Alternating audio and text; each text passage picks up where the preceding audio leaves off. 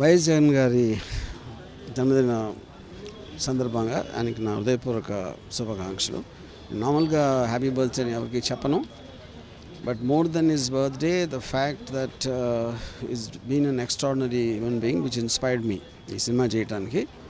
So ఆయన జన్మదినం కన్నా ఈ సినిమా తీసినందుకు నాకు నేను శుభాకాంక్షలు చెప్పుకుంటున్నాను. గౌరవనీయులు ఆంధ్రప్రదేశ్ ముఖ్యమంత్రి వర్యులు శ్రీ వైఎస్ జగన్మోహన్ రెడ్డి గారికి హృదయపూర్వక జన్మదిన శుభాకాంక్షలు తెలియజేసుకుంటున్నాను. జగన్ గారి గురించి ఈరోజు భారతదేశంలో ఏ రాష్ట్ర ముఖ్యమంత్రి చెయ్యని సంక్షేమ పథకాలు వైఎస్ జగన్ గారు చేశారనడానికి సందేహం లేదు. ఎందుకంటే తను రాజకీయాల్లోకి వచ్చి ఎలక్షన్ పోటీ చేయబోయే ముందే ఒక మేనిఫెస్టోని ఒక బైబిల్ లాగా, ఒక ఖురాన్ లాగా, ఒక భగవద్గీత లాగా ఫీల్ అయ్యారైనా.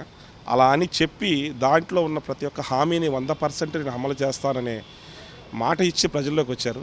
ఆ మాటని 99% ఈరోజు అమలుపరిచిన ఘనత మనసున్న మహారాజు ఎవరున్నారంటే వైఎస్ జగన్మోహన్ రెడ్డి గారే. అది ప్రతి ఒక్క పేద ప్రజానికానికి ఈరోజు మొత్తం గమనిస్తున్నారు.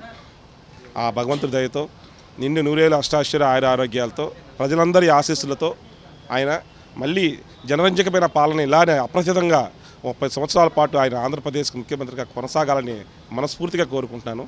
ఇలాంటి వ్యక్తిని భగవంతుడు అంటే ఎక్కడో ఉండడు, దైవం మానుష్య రూపేణ మన పక్కనే ఉంటారు. జగన్మోహన్ రెడ్డి గారు లాగానే ఉంటారు. ఇన్ని లక్షల మంది కుటుంబాలను కాపాడటానికి ఒక జగన్మోహన్ రెడ్డి రూపంలో ఒక వైఎస్ జగన్మోహన్ రెడ్డి గారు ఈరోజు ముఖ్యమంత్రిగా వచ్చి అందరిని ఇళ్లలో దేవుడితో పాటు ఆయన కూడా స్థానాన్ని పొందుపరుచుకున్నాడని చెప్పి దాంట్లో ఎటువంటి సందేహం లేదని తెలియజేసుకుంటూ మరొకసారి జగన్మోహన్ రెడ్డి గారికి హృదయపూర్వక జన్మదిన శుభాకాంక్షలు తెలియజేసుకుంటున్నాను. థ్యాంక్ యూ అండి.